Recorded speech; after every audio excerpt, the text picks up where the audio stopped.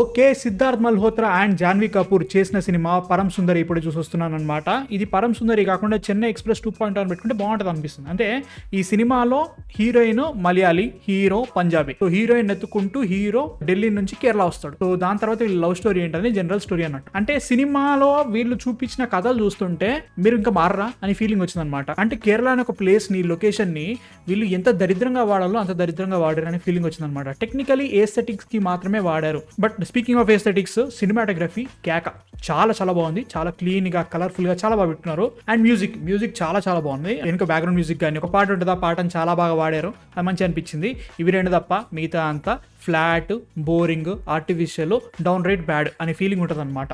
అంటే కేరళలో ఉన్న మనుషులందరినీ వీళ్ళు ఎలా చూపించారంటే, మేము నార్త్ నుంచి వచ్చినాం, మేమంతా చాలా సొఫిస్టికేటెడ్, మీరు మీ ట్రెడిషన్స్ అన్ని పిచ్చి ఉన్నాయన్నట్టు చూపిస్తూ ఉంటారు అనమాట. అంటే క్యారెక్టర్ అలా ఉంటుంది, హీరో క్యారెక్టర్ అలా ఉంటుంది. దాని తర్వాత మంచిగా మారినట్టు చూపిస్తూ ఉంటారు. బట్ ప్రాబ్లమ్ ఈజ్ వీళ్ళ ఎగ్జిక్యూషన్ అట్లుందనమాట. వీళ్ళు సినిమా తీయడం అలానే ఉంది. అంటే అక్కడ ఉన్న యాక్టర్స్ కానీ వాళ్ళందరినీ కూడా అసలు వీళ్ళు చూడడానికి బాగుంటారు అన్నట్టుగా మొత్తం టచ్ అప్లు చేసుకుంటా, నీట్ గా చూపించుకుంటా కథ పడతా ఉంటారు అనమాట. లవ్ స్టోరీ గురించి ఫస్ట్ మాట్లాడేద్దాం. జాన్వీ కపూర్ అండ్ సిద్ధార్థ్ మల్హోత్రా, వీళ్ళిద్దరికి పేరింగ్ బాగుంది, కెమిస్ట్రీ బాగుంది. ముఖ్యంగా సిద్ధార్థ్ మల్హోత్రా క్యారెక్టర్ ఫ్లర్ట్ చేస్తూ ఉంటాడు, అక్కడ డైలాగ్స్ బాగుంటాయి, అది మాత్రమే బాగుంది అనిపించింది. మిగతా అంతా లవ్ స్టోరీ ఎలా ఉందంటే మాత్రం ఒక 1000-1500 లవ్ స్టోరీలు చూసుంటాం. ఇట్లాంటి ఎగ్జాక్ట్లీ అదే ఉంటుంది, ఏది మారదు. అవి డైలాగ్స్ ఉంటాయి, అవే యాక్టింగ్ ఉంటుంది, అవే సెటప్ ఉంటుంది, అది స్టోరీ ఉంటుంది. Exactly bit by bit, dialogue by dialogue, plot by plot exactly అదే జరుగుతూ ఉంటుంది అన్నట్టు. ఈ జరుగుతా అనిపిస్తుంది, అది ఏ జరుగుతుంది, కొత్త ఏం జరగదు. సినిమా మొత్తం కూడా ఫైండ్ మై సోల్మేట్ అనే ఒక యాప్ మీద బేసే ఉంటుంది అనమాట. ఆ యాప్ లో హీరోయిన్ కి హీరోకి మ్యాచ్ అవుతుంది.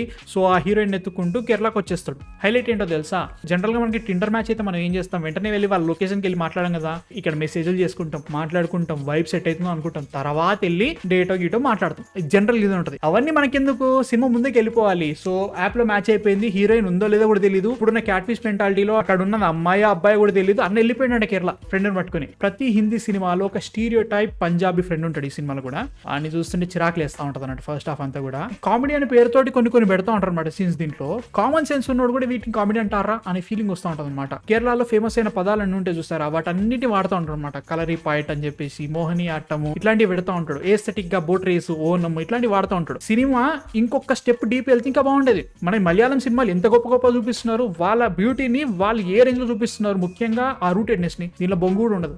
చెప్తున్నా కదా, చెన్నై ఎక్స్ప్రెస్ అయినా కొద్ది గొప్ప కామెడీ ట్రై చేసింది, దీనిలో అది కూడా లేదు. హైలైట్ ఏంటో తెలుసా, ఆ సినిమా మొత్తంలో అందంగా చూపించే ఇద్దరిని, హీరోని హీరోయిన్ ని, అంతే. వీళ్ళిద్దరు మాత్రమే జీటీఏలో ఫ్యానీ మ్యాగ్నెట్ టైప్ అనమాట. అందరు వీళ్ళంటే పడతా ఉంటారు. ఇడికి హీరోయిన్ అంటే అమ్మాయిలు పడతా ఉంటారు, అడికి హీరోయిన్ అంటే అబ్బాయిలు పడతా ఉంటారు. ఎందుకు పడుతున్నారంటే అది సినిమా, నమ్మేయాలి, that is the love story అనుకోవాలి, అంతే. చెప్తున్నా కదా, 10 గ్రామ్స్ కూడా ఎఫర్ట్ పెట్టలేదు. చాట్‌జీపీటీకి ఇచ్చేసారు స్టోరీ. కొత్త లొకేషన్ లో హిందీ లవ్ స్టోరీ కావాలి, కొట్టు స్టోరీ రాసిచ్చే అన్నది. అది చాట్‌జీపీటీ ఏదో చెన్నై ఎక్స్ప్రెస్ 2-3 సార్లు చూసినట్టు చాట్‌జీపీటీ అదే కొట్టింది. కాకపోతే ఈసారి లొకేషన్ మార్చమన్నారు.